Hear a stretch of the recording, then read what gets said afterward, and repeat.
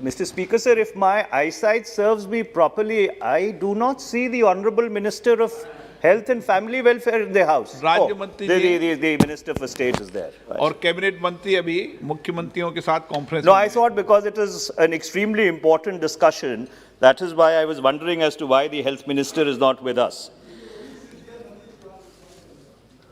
Jagdambika ji, I think this is the most important discussion this House is going to have, considering what has happened in the past 1 year. Mr. Speaker, sir, this discussion is taking place at a point in time when the world is being engulfed, if not overwhelmed, by the second wave of coronavirus infections. However, one thing which is extremely surprising, and before I come to the budget numbers, I think there are certain conceptual questions which need to be raised. COVID-19 originated in Wuhan in the November of 2019. In fact, at that point in time, China locked down its own cities, but it kept air travel to the world open, which allowed the virus to spread across the world. In fact, there is empirical evidence which demonstrates the fact that not only China, but even the World Health Organization, going back to the January 6th and 7th of 2020, was completely and absolutely negligent in warning people about the dangers of this epidemic. And now we see a very strange specter where a joint team of the World Health Organization and China has completely absolved the Chinese of any responsibility with regard to either the origin of coronavirus or, for that matter, the proliferation of the coronavirus pandemic. In fact, the only hypothesis which the WHO-China joint team has ruled out is that the virus could have spread as a consequence of a lab accident. And it would be instructive, Mr. Speaker, sir, and I would just read out from the press conference of the World Health Organization on the 9th of February 2021. It says the hypothesis of the lab leak is put into the matrix of extremely unlikely as a conclusion of the research outcome of the joint expert team.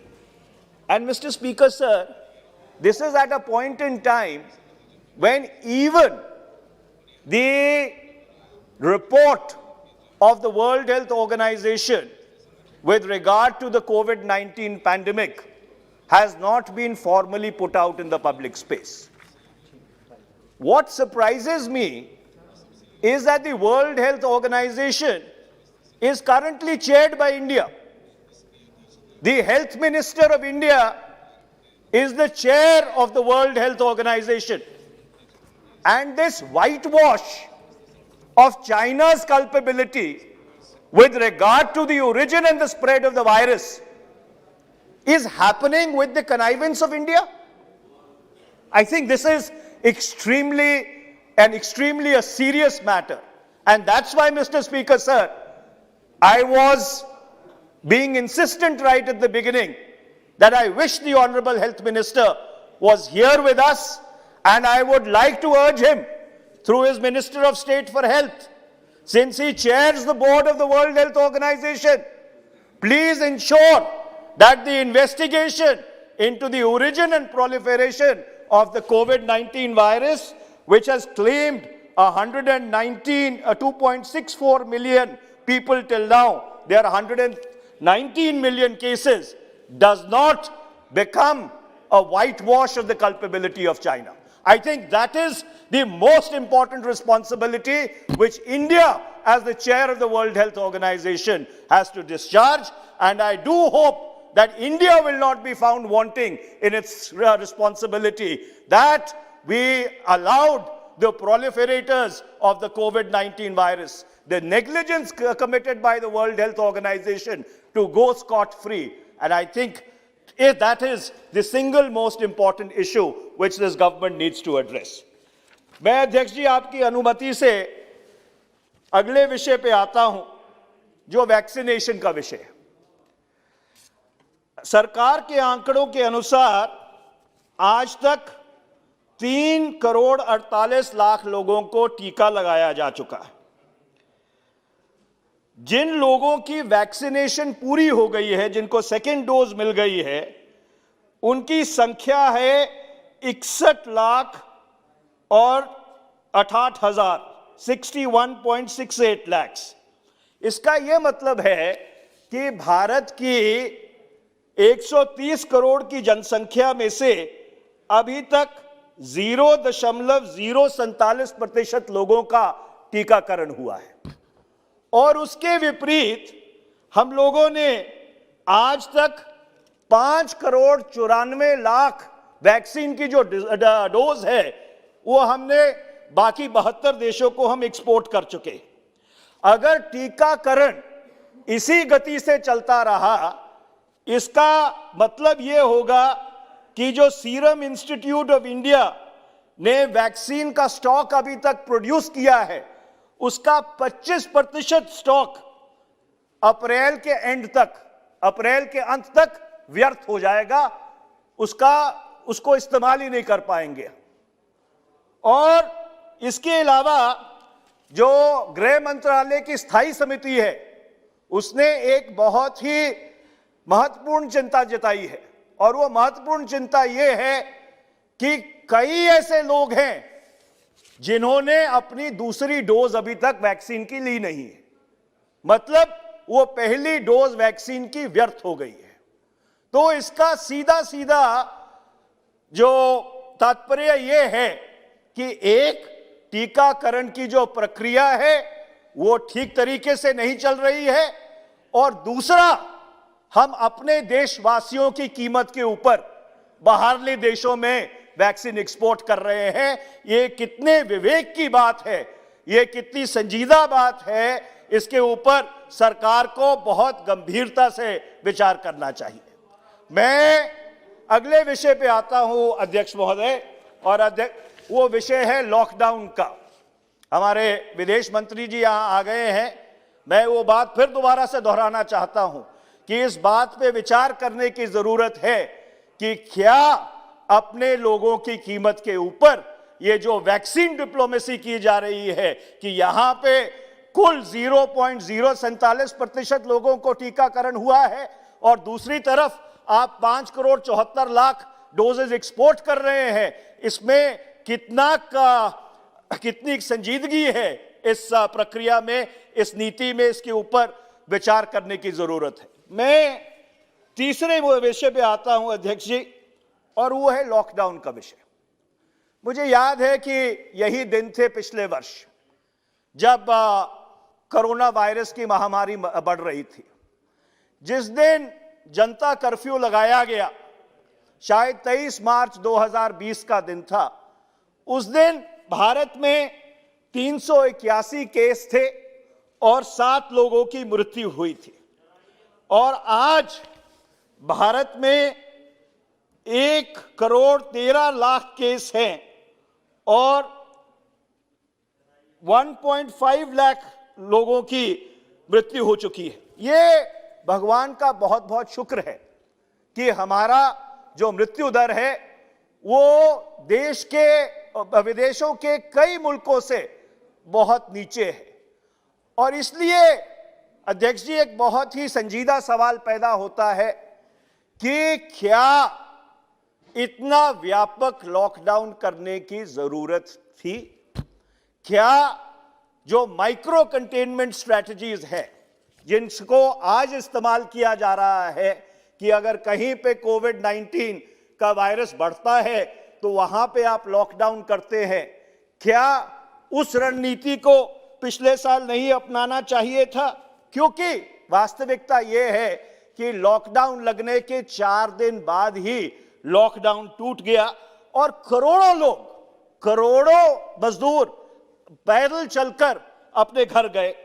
और उस दौरान 81,385 road accident हुए, 29,415 लोग हमारी सड़कों पे मारे गए, और ये आंकड़े मेरे नहीं है, ये आंकड़े सरकार ने एक प्रश्न के जवाब में लोकसभा को दिए हैं।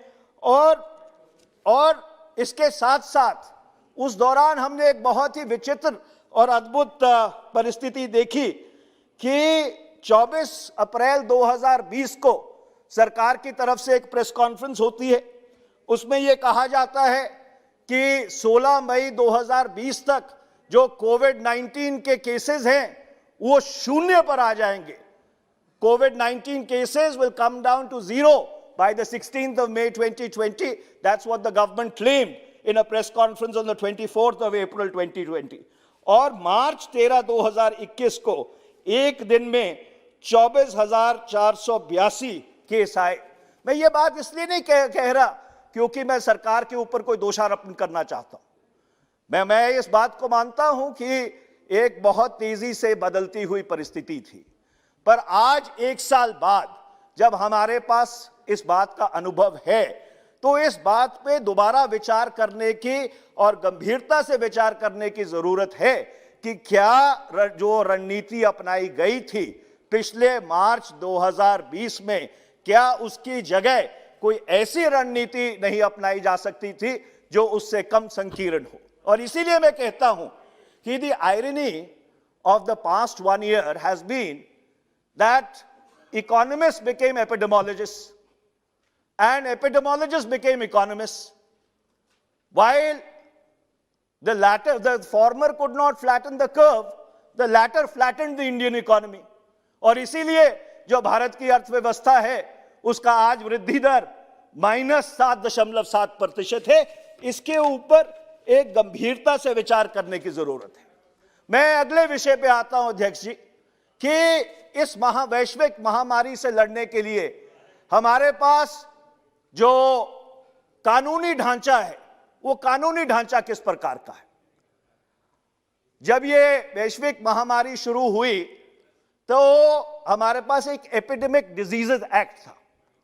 वो एपिडेमिक डिजीजेस एक्ट 1897 में बना था। तो एक 1897 के कानून से जो 4 सेक्शन का और 1 पेज का कानून है उससे हमने ये लड़ाई लड़नी शुरू हुई। उसके साथ हमारे पास वो डिजास्टर मैनेजमेंट एक्ट है, और इस डिजास्टर मैनेजमेंट एक्ट में जो इसकी धारा 2D है उसमें एपिडेमिक को डिफाइन भी नहीं किया गया। और जिन धाराओं की मदद लेकर सेक्शन 6(2)I और सेक्शन 10(2)I ये सारी लॉकडाउन की नोटिफिकेशंस केंद्र सरकार ने इशू की, वो कोई सब्सटैंटिव प्रोविजंस नहीं है, वो कॉन्सिक्वेंशियल प्रोविजंस है। और मैं इसलिए कह रहा हूं कि अगर आप बाकी मुल्कों से तुलना करें, जैसे कनाडा में इमरजेंसी एक्ट है 1988 का, इमरजेंसी मैनेजमेंट एक्ट है 2007 का, ऑस्ट्रेलिया में नेशनल हेल्थ सिक्योरिटी एक्ट है 2007 का, नेशनल सिक्योरिटी हेल्थ अरेंजमेंट है 2008 का, नेशनल हेल्थ सिक्योरिटी रेगुलेशंस है 2008 की, इंग्लैंड में public health control of diseases act है 1984 का, कोरोना वायरस एक्ट है 2020 का, यूएसए में पब्लिक हेल्थ सर्विसेज एक्ट है 1994 का। मैं ये बात इसलिए कह रहा हूं कि इस सदन की सबसे बड़ी जिम्मेवारी ये है कि हम देश के लिए कानून बनाते हैं, इसीलिए हमको चुनकर इस सदन में भेजा जाता है। और मैं सरकार से आग्रह करना चाहता हूं कि पिछले 1 साल के अनुभव को संज्ञान में लेते हुए यह समय आ गया है कि आप एक होलिस्टिक लेजिस्लेशन, एक व्यापक कानून लेके आइए ऐसी परिस्थितियों से निपटने के लिए। और ऐसा नहीं है कि आपने कानून बनाया नहीं था, आपने 2017 में public health prevention control and management of epidemics, bio terror and disasters bill, ये national centre of disease control और directorate general of health services ने इकट्ठे मिलकर तैयार किया था। मैं मंत्री जी आपसे पूछना चाहता हूं कि ये जो कानून है जिसमें सोशल डिस्टेंसिंग भी डिफाइन की गई थी, जिसमें क्वारंटीन भी डिफाइन किया गया था, जिसमें पैंडेमिक भी डिफाइन किया गया था, ये अभी तक आपकी सरकार ने पारित क्यों नहीं किया? मुझे लगता है कि इस सदन को इस बात का जवाब सरकार से मांगना चाहिए। मैं अगले विषय पे आता हूं अध्यक्ष जी। ये बात बिल्कुल सही है, हमारे जो डॉक्टर्स हैं, हमारे जो फ्रंटलाइन वर्कर्स हैं, उन्होंने बहुत दलेरी से काम किया और उनको इस बात के लिए जितनी शाबाश हम दें, जितनी उनकी सराहना करें, उतनी कम है। पर उसके साथ साथ इसका एक दूसरा पहलू भी है, और वो दूसरा पहलू ये है कि उसी दौरान हमने वो खबरें भी देखी कि निजी क्षेत्र के जो अस्पताल थे, उन्होंने किस तरह से जो कोविड-19 के पेशेंट्स हैं उनको ओवरचार्ज किया। ऐसी वैश्विक महामारी के समय जब पूरा देश, पूरी दुनिया इससे जूझ रही हो, इस तरह की मुनाफाखोरी, इस तरह की प्रॉफिटेरिंग, ये एक अपराध नहीं, एक पाप है और इसको खत्म करना बहुत जरूरी है। और इसलिए मैं सरकार से आग्रह करना चाहता हूं कि क्योंकि 70% इस देश की जनता आज भी प्राइवेट हेल्थ केयर प्रोवाइडर्स पर डिपेंड करती है, और अगर आंकड़ों के अनुसार अगर किसी के घर में कोई ऐसी हेल्थ इमरजेंसी हो जाए, कोई सेहत से जुड़ी आपदा आ जाए, तो 55% जो हमारी जनसंख्या है वो गरीबी रेखा के नीचे चली जाती है। तो इसलिए ये बहुत जरूरी है, क्योंकि अगर आप जो सरकारी एलोपैथिक डॉक्टर हैं उनका रेशियो देखो तो 11,268 पेशेंट के लिए एक डॉक्टर है। आपके एक सरकारी अस्पताल में एक बेड है 1843 लोगों के लिए, और इसलिए एक प्राइवेट हेल्थ केयर का इस देश में एक अपना स्थान है, पर उसको रेगुलेट करने की जरूरत है। मैं सरकार से यह मांग करना चाहता हूं कि आप तुरंत एक कानून लेके आइए, एक हेल्थ रेगुलेटर अपॉइंट कीजिए जो पब्लिक सेक्टर और प्राइवेट सेक्टर दोनों में जो चिकित्सा सेवाएं हैं उनको रेगुलेट करे। ये मेरी आपसे मांग है। मैं अब अगले विषय के ऊपर आता हूं कि भारत का हेल्थ इंफ्रास्ट्रक्चर क्या है। अगर आप भारत के हेल्थ इंफ्रास्ट्रक्चर को अपने संज्ञान में लें तो सबसे नीचे है सब सेंटर। हमारे देश में 1,60,07,13 सब सेंटर है। उसके ऊपर है primary health centre, 30,045 primary health centre है। उसके ऊपर community health centres 5,685 community health centres हैं, 1234 सब डिविजनल अस्पताल हैं, 756 डिस्ट्रिक्ट हॉस्पिटल्स हैं और 240 मेडिकल कॉलेजेस हैं। यहाँ पे इस सदन में जितने सांसद बैठे हैं, चाहे वो किसी दल से ताल्लुक रखते हो, वो इस बात को मानेंगे कि सबसे निचले स्तर के ऊपर जो हमारी चिकित्सा सेवाओं की परिस्थिति है वो जर्जर है। और इसीलिए बहुत सारे सांसद जो अपनी सांसद निधि थी जिसको सरकार ने बंद कर दिया, वो इस चीज के ऊपर, इस हेल्थ इंफ्रास्ट्रक्चर को ऑग्यूमेंट करने के लिए खर्च करते थे। मेरे अनुमान के अनुसार, और मैं सेहत मंत्री को वो आंकड़े दे भी सकता हूं, मैंने एक इसके ऊपर लेख लिखा था, भारत के हेल्थ इंफ्रास्ट्रक्चर को चुस्त दुरुस्त करने के लिए 6 लाख करोड़ रुपए की जरूरत है। और ये मैं मानता हूं कि ये केंद्र सरकार की जिम्मेवारी अकेली नहीं है, क्योंकि स्वास्थ्य राज्यों का विषय भी है। पर मैं आपसे ये आग्रह करना चाहता हूं कि राज्य सरकारों से मिलकर आप एक पुख्ता नीति तैयार कीजिए, एक 5 वर्षीय योजना तैयार कीजिए, जिससे ये जो हमारा मूलभूत ढांचा है, जो हमारे गरीब लोगों को चिकित्सा सेवाएं देता है, उसको हम चुस्त दुरुस्त कर सके। क्योंकि इस बजट में जो आपने प्रावधान किया है, प्रधानमंत्री आत्मनिर्भर स्वास्थ्य भारत योजना, जिसके तहत आपने 64,180 करोड़ 6 वर्ष में खर्च करने की पेशकश की है, उससे काम नहीं चलने वाला। इसके ऊपर एक बहुत व्यापक रणनीति राज्य सरकारों के साथ मिलकर आपको तैयार करनी पड़ेगी। इसके अलावा आज की तारीख में भारत 1% अपने जीडीपी का हेल्थ के ऊपर खर्च करता है।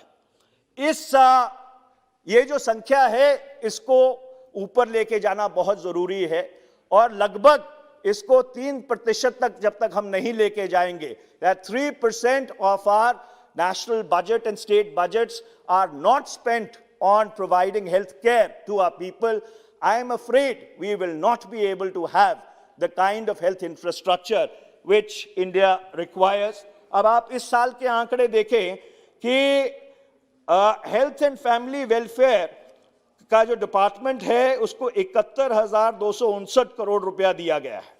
उसमें से सबसे ज्यादा पैसा जो नेशनल हेल्थ मिशन है NHM, उसको 36,576 करोड़ रुपया दिया गया है। पर अध्यक्ष जी, दुर्भाग्यपूर्ण बात है, वर्ष 2019-20 के मुकाबले इसमें जो वृद्धि है वो केवल 3% है। यही कुछ हाल, बस अध्यक्ष जी 2 पॉइंट और मैं खत्म करूंगा।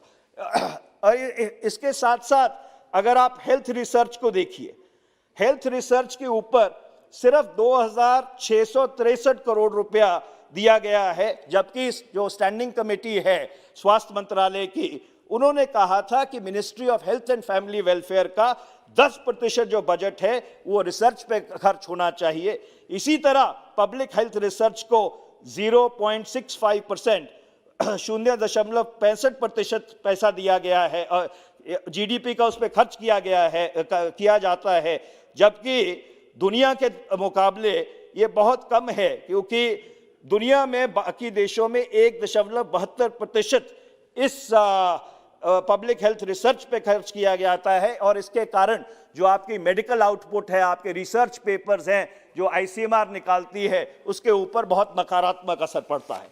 मैं आखिरी बात अध्यक्ष जी सिर्फ इतनी कहना चाहता हूं कि पिछले 1 वर्ष में ये वैश्विक महामारी रही, और इस वैश्विक महामारी ने हमको क्या सिखाया?